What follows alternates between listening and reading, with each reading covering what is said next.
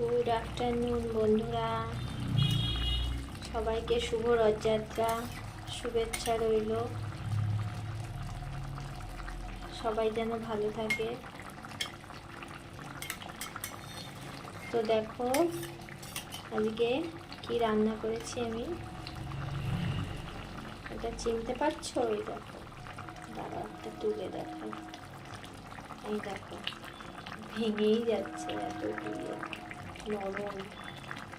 যাই হোক, দেখো এটা কি রান্না করছি,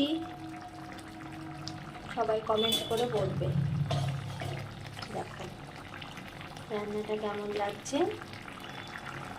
এটা আমি আলু আর ঝিঙে দিয়ে ঝাল করেছি, পেঁয়াজ দিয়ে।